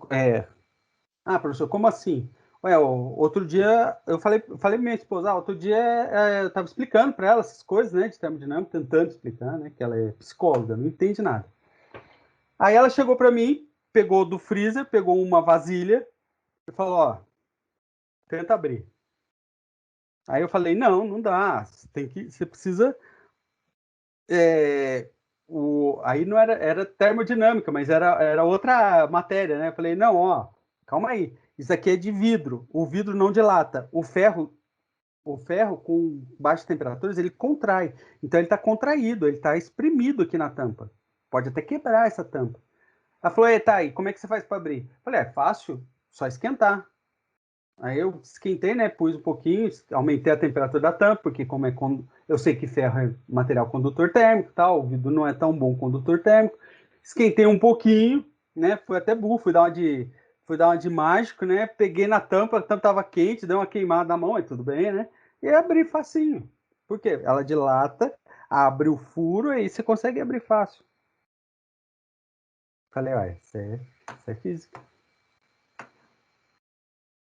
Às vezes você tem sei lá, acontecia isso muito comigo com o Fusca. Cara, os parafusos do Fusca, eles eram travados na roda, não sei o que acontecia. Pô, é só você tem que dar uma esquentada na rosca lá, O problema é que você esquentar rosca, você esquenta o parafuso. Se você esquentar rosca, você tenta tirar ele com mais facilidade, né? Não é mais difícil. Eu vi tem uns vídeos na internet, o pessoal que coloca butano dentro do pneu e depois acende, né? Que aí, com a expansão, o pneu entra e fica cheio. Eu ainda tô para descobrir isso, como é que o cara faz, entendeu? Ele pega o pneu vazio, encaixa no aro, coloca butano para dentro e depois mete fogo. Então o calor que vai dilatar aquilo lá e aí ele enche, ele enche. Agora eu não sei qual é o para quê, né? Qual a finalidade? Pô, os caras tem é para fazer isso quando não tem compressor, né? Provavelmente. Entendeu? Às vezes você precisa de coisas. Por exemplo, eu preciso, sei lá, eu enchi o pneu da bicicleta num dia frio, e aí tá cheio lá, né? Pressão total. E aí eu vou sair num dia quente, no asfalto fervendo. O que vai acontecer? Aquilo lá vai dilatar. Se eu encher muito quando tá frio, quando ele dilatar, ele pode causar um problema no pneu, pode estourar o pneu, sei lá, alguma coisa assim, dá um problema de vazamento, a válvula não aguentar, né? Então tem que se tomar cuidado com isso. Uma coisa que eu acho estranho, que eu vi uma vez na Quatro Rodas, que eles falam que quando você vai viajar, você tem que colocar pressão no pneu maior. Acho que é 5 bars, alguma coisa, 5 PSI a mais do que normalmente tem. Bem, gente, eu não sei por quê. Porque se você vai andar, vai fazer uma viagem, o pneu ele vai esquentar, você vai ter o atrito com o chão e ele vai aumentar a temperatura. Então, normalmente ele já vai aumentar a pressão, tá? O que eu sei é o seguinte, se você andar com pneu murcho, você gasta mais combustível. Se andar com o pneu cheio, certinho, na temperatura certa, ele vai economizar. Eu já fiz o teste. Ele economiza combustível com o pneu calibrado na pressão certa. Então a gente vai para a sessão 2. Eu vou começar a sessão 2 porque, como vocês viram, a gente, para não ter problema do tempo, né? A gente tem mais uma horinha. Então, avaliação de propriedades e aplicações do modelo. Para que eu aprendi tudo isso, professor? Então, está repleto, nosso cotidiano está repleto de situações que envolvem gases. O ar que respiramos, tá? É importante. Você tem uma pressão, né? Quando você inspira, você aumenta a pressão dos pulmões. Quando você expira, você diminui a pressão dos pulmões. Tá? Isso está ligado à troca gasosa entre as hemácias, nossa, aquele negócio todo. E quanto melhor for a sua. Por que você está falando isso? Agora eu lembrei. Por causa do coronavírus, né? Qual que é o que pega muito quem pega Covid? Ele fica sem ar. Por que ele fica sem ar? Porque o vírus ele ocupa os glóbulos vermelhos, que são responsáveis pelas essas trocas entre oxigênio e CO2. E aí, o que acontece é que você morre asfixiado, porque você não tem glóbulo vermelho suficiente para fazer essa troca, para oxigenar as células. Interessante isso, né? E aí, o que eles fazem? E isso, como o vírus ele ocupa o glóbulo vermelho, ele fica no glóbulo vermelho, o sangue também engrossa. A densidade do sangue aumenta. E aí quem tem problema de coronavírus, quem é internado, eles dão um remédio que vai afinar o sangue, que vai aumentar a oxigenação, a produção de glóbulos vermelhos. Olha, tudo a ver, né? Então, o ar que respiramos, vapor d'água proveniente de panela de fogo, gás hélio presente em uma bexiga e em objetos infláveis, os propelentes que saem dos desodorantes aerosóis, que são inflamáveis, cuidado, tá? Se vocês quiserem fazer um lança-chamas, é só meter fogo no desodorante aerosol. O ar comprimido que abre as portas dos ônibus, por exemplo, inúmeros outros exemplos. Eu gostaria que vocês têm algum exemplo? Vocês trabalham com isso ou não? Ninguém trabalha com nenhum gás.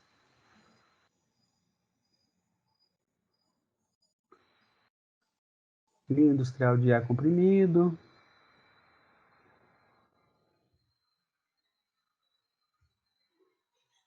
Não? Eu não trabalho não, professor. Cara, eu trabalhei, eu já falei isso, né? Eu trabalhei numa indústria química lá em Jacareí. Cara, eu aprendi tanto de química lá. E eles tinham tantas essas coisas. E tinha uma caldeira lá, e eu não entendia. O engenheiro, na época, não era formado ainda, tá? O engenheiro estava me explicando que a caldeira era que tinha uma saída de água da caldeira, e ele falou: essa é a água mais limpa de toda a fábrica.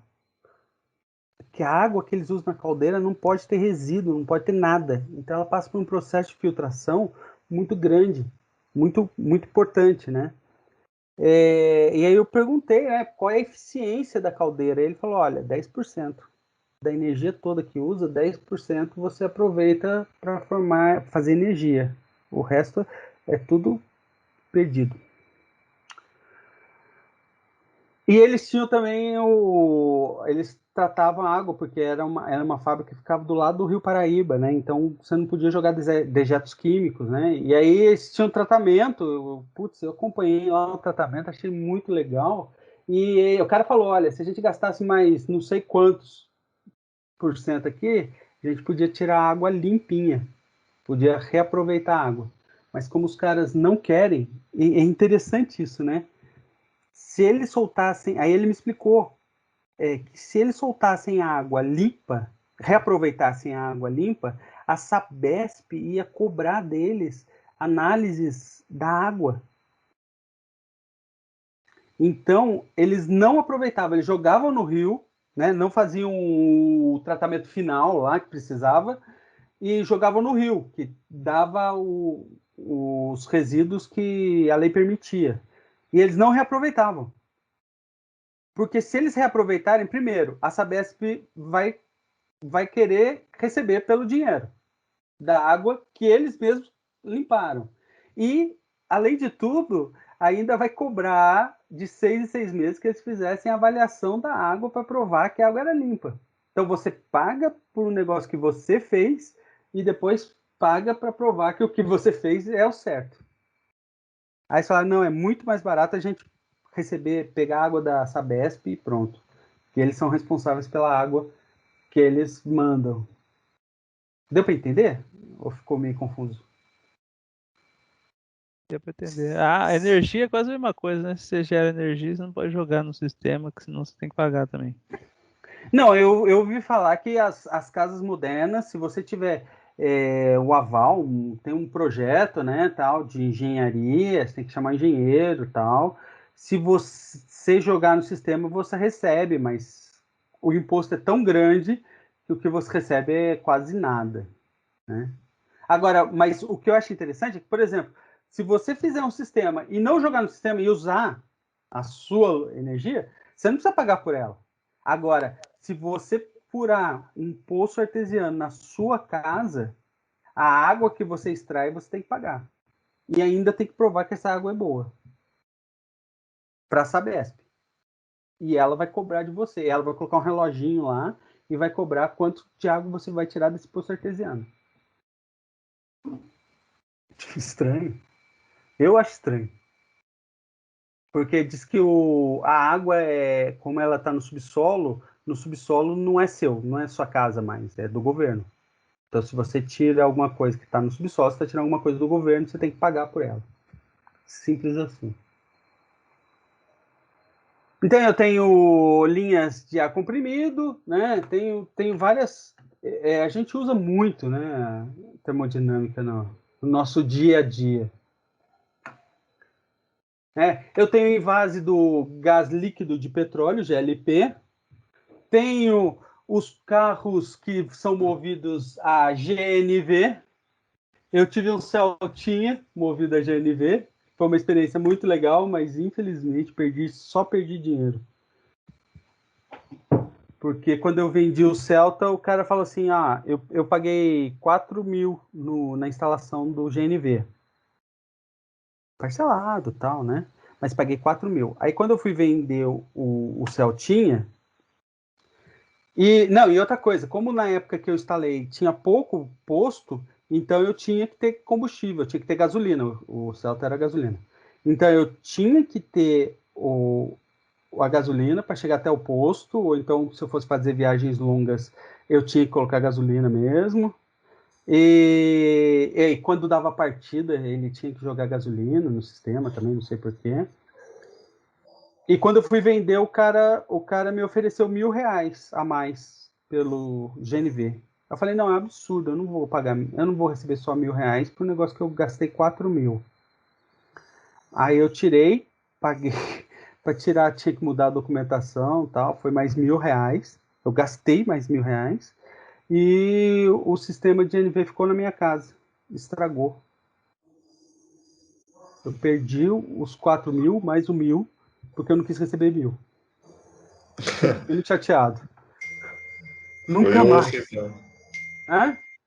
Foi osso essa negociação aí. Foi, cara. Se eu soubesse, é aquele negócio, se você soubesse, eu tinha dado pro cara, falava, não toma isso, leva, vai junto, beleza. Você quer me dar 100 conto, ganho, beleza, não vou levar prejuízo. Não, mas eu fiquei com o negócio lá em casa. E não consegui vender, porque o meu bujão, pra vocês terem noção, era o bujão a rosa, não é nem o amarelo. Aí, pra eu instalar, eu tinha que trocar o bujão. Nossa, esquece, loucura. Eu só me dei mal. Então, eu tenho argônio, nós temos. Vocês são mecânica, né? Mas o pessoal de elétrica, eles estão usando muito agora o SF6. Por que o SF6? Porque é um gás que não reage com nada.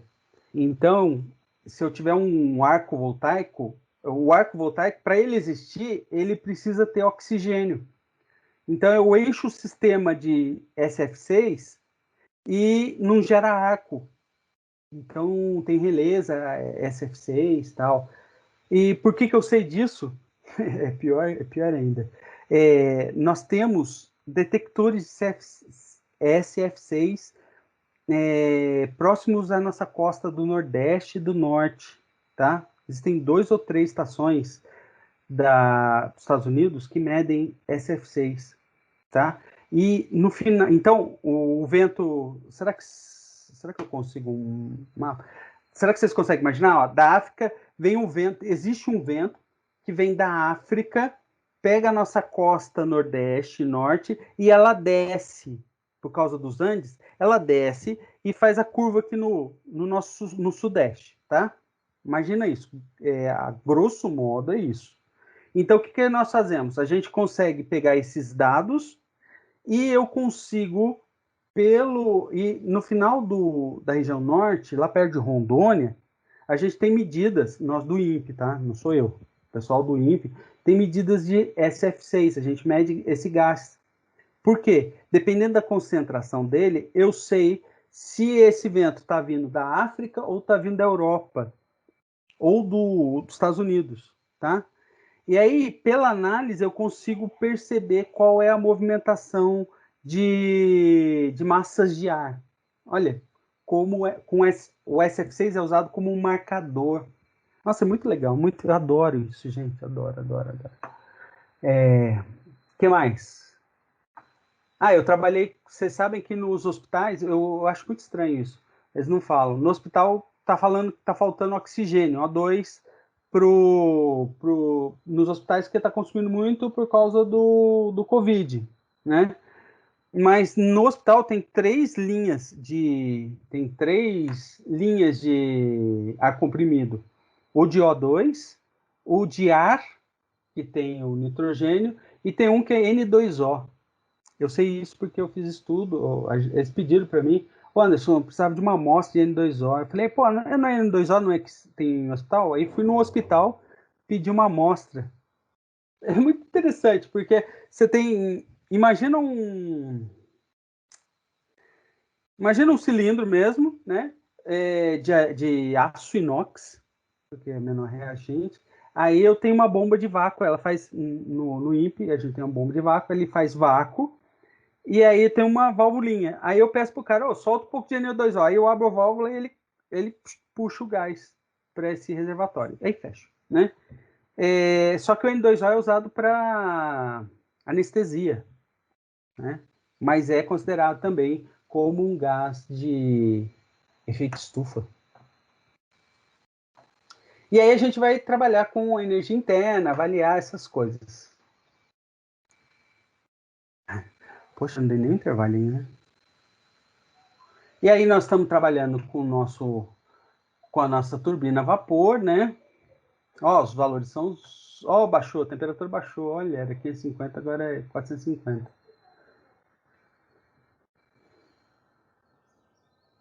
E aí, então, eu tenho energia interna, entalpia e calor específico. A gente vai trabalhar muito calor específico. Nossa, na minha graduação era só derivada parcial, calor específico, entalpia. Não tinha essa parte prática. Muito legal, gente. Muito interessante isso. Você conheceu a energia interna, né? O U, de um sistema que possui descontados efeitos de energia cinética e potencial. A gente não vai trabalhar com energia cinética e potencial, porque vai considerar que elas são valores pequenos em comparação, né? A entalpia é definida como a O senhor relação... passou o slide, professor? Querido, perdão, estou atropelando aqui. Então, você trabalha no escritório de consultoria e participa do projeto de geração de eletricidade que queima bagaço para a empresa de bioenergia. Então, nós temos aqui nossa turbina, né? Estamos analisando só a turbina, na seção 2, né? Os dados são bem parecidos, só que repara que a temperatura caiu, era 550, agora é 450. Tudo bem? O que é energia interna, entalpia e calor específico? Esse calor específico eu trabalhei muito na graduação, acho que não sei se vai ter necessidade de vocês usarem, né? Tem o calor específico a volume constante, aqui é o nosso volume, né? E calor específico a pressão constante, tá? O que eu quero que vocês saibam? Bem, U é energia, sendo que o U maiúsculo vai ser a energia do sistema e tem o Uzinho minúsculo aqui, vocês vão ver bastante Uzinho minúsculo, que é a energia que sem a massa, né? Por massa, né? Então eu tenho que a minha entalpia é dada por H, e a entalpia vai ser o quê? Vai ser a energia interna mais pressão vezes volume do sistema, tá? Então, a entalpia é a energia interna mais a pressão e o volume do sistema.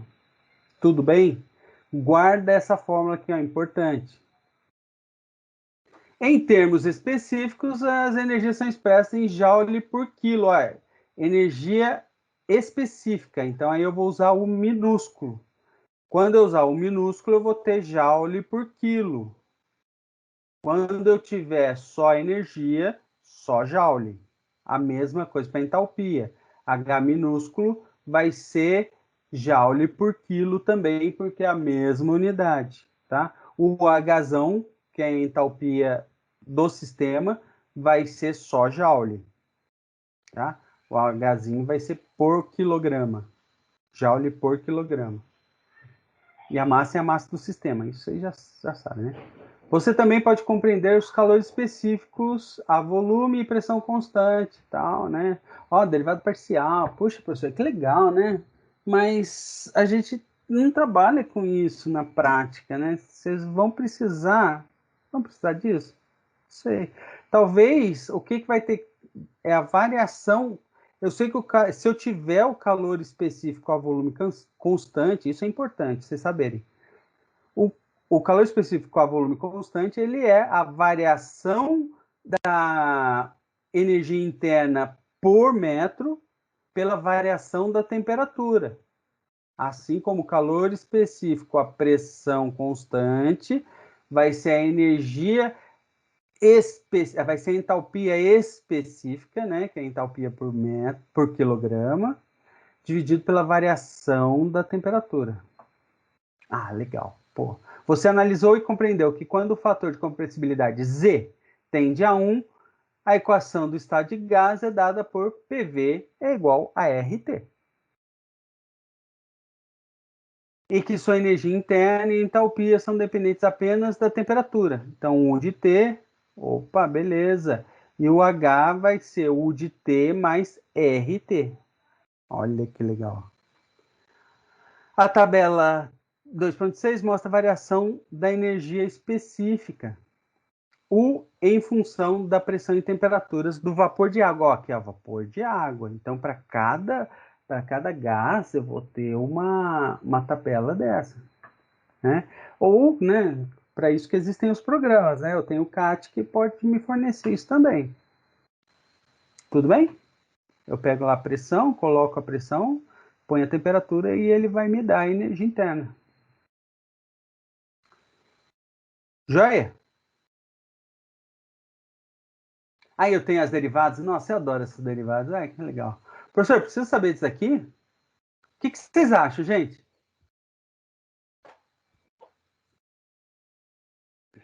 Professor, você vai cobrar isso?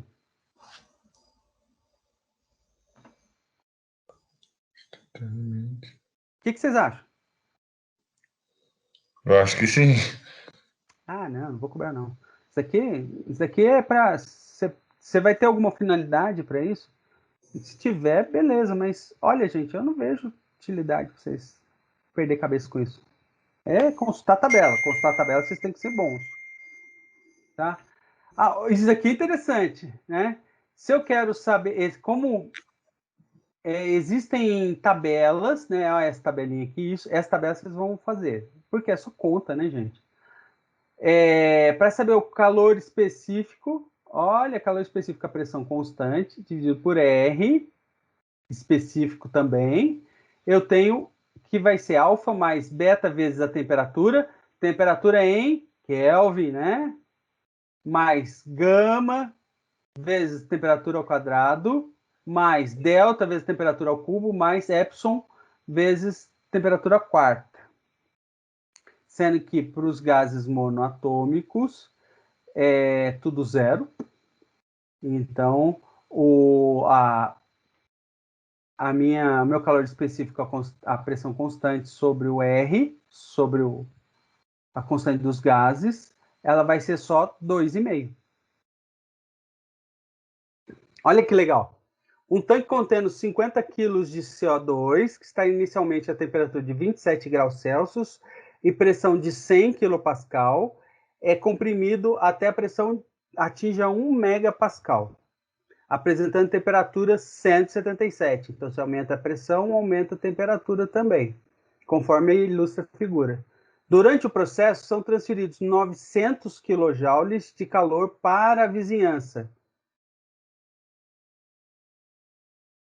São transferidos 900 calor para a vizinhança. Considerando o modelo do gás ideal, calcule o trabalho realizado durante o processo. Então, isso aqui, ó, a gente vai ter que a energia interna é igual à quantidade de calor fornecida ou recebida do sistema menos o trabalho realizado. Tá? O que ele quer saber é o trabalho. Então, eu passo o trabalho somando e o ΔU subtraindo. Então, trabalho vai ser Q menos ΔU. Isso caiu na prova de fenômenos. Tá? No caso, o meu ΔU, o que vai ser?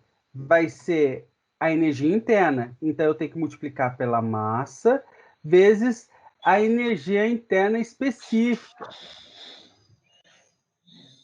Tá? O que eu fiz? Eu fui lá no nosso CAT 3, pus, ó, CO2, então no início tá 27, o 100 kPa é 0,1 megapascal, e a energia interna menos 55,02. Tá? Como é delta, então o meu U2 vai ser 55, desculpa, o U1 vai ser menos 55,02. Como ele está negativo, então menos com menos, então vai dar 55,02 aqui, mais 55,02. E no final, eu tenho mais 53,99. Então, se eu pegar aqui, ó, tira esse número maluco. Eu pego 53, que é a energia interna final, menos, como o número é negativo, então vai ficar mais. 55,02. Dá 109,01. E tá aqui, ó. E 50 é a massa, 50 quilos. Tá? Com a energia foi transferida para ele, então ela vai ser positiva. Então, 900, que é a energia que recebeu. Desculpa, é menos, né? Menos 50 vezes 109,1 vai dar menos 6.350 quilojoules, que é o trabalho realizado, que foi o trabalho que o cara empurrou aqui o êmbolo para aumentar a pressão. Tá? Esse foi o trabalho realizado para o cara empurrar o êmbolo. Tá? Lembra que eu falei no começo? Se o trabalho é negativo, ele é realizado sobre o sistema. Se ele é positivo, é como se eu estivesse puxando. É como se o sistema estivesse empurrando, o CO2 estivesse empurrando o êmbolo. Tá? Se é o CO2 que empurra o êmbolo, o trabalho é positivo. Como o CO2 está sendo exprimido pelo êmbolo, então tem uma força externa aqui que está apertando ele. Fácil. E aí eu tenho o CAT, as informações do CAT 3.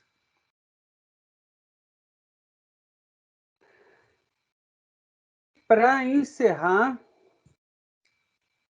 esse exemplo aqui, eu tenho um tanque, né, contendo 555,5 kg, se foi da minha cabeça, lógico, de gás de cozinha, isobutano. Pela manhã está 15 graus, então o cara mede lá, né, tem a temperatura, 15 graus, e a pressão, 500 kPa. Acontece que isso é quando o sol se nasce, como tá o tanque, ele tá no tempo, né, o funcionário percebe que a temperatura do gás dentro do tanque está 70 graus, porque ele recebeu a energia do sol. E a pressão aumentou para 2.500 kPa. Calcule a energia que o sol forneceu nesse período. Não, como o sistema estava paradinho, não tem trabalho. Tá? O trabalho é zero. Então, aí o que eu faço? Ó, a mesma fórmula. Como o trabalho é zero, ele vai sumir. Ah, desculpa, é aqui, né? Como o trabalho é zero, ele vai sumir. Então, eu quero saber a energia. O que vai ser igual a U2 menos 1. Máximo vezes U2 menos 1. E esse vai ser a energia que eu forneci, né? Como é que eu faço? Pô, professor, só colocar na fórmula.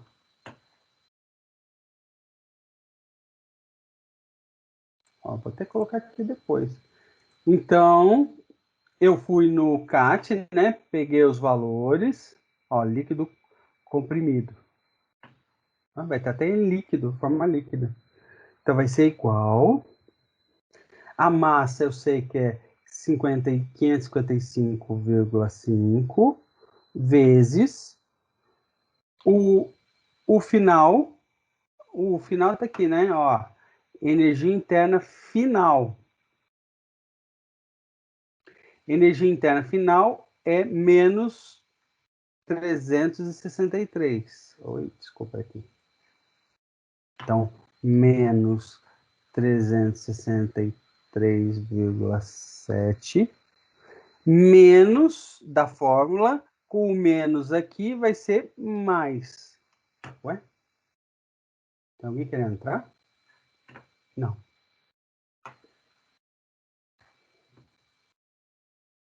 Mais o 225,9.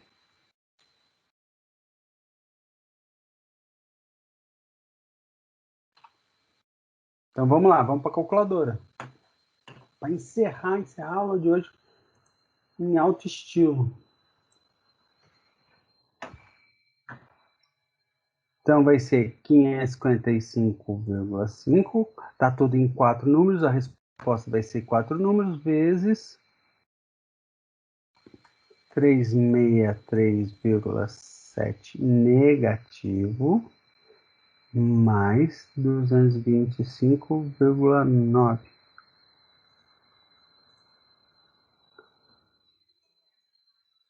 Ó, lembrando que a energia está em kJ por quilograma. Então, aqui eu vou ter... Caraca, que valor gigante. Eu vou ter menos 76,55, ó, megajoules. Aqui a resposta está ali embaixo. Pergunta: por que esse valor deu negativo?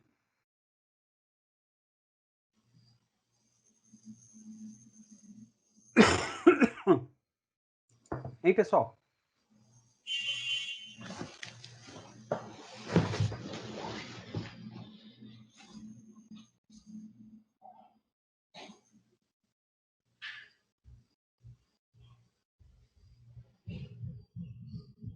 Porque o professor fez cagada, né?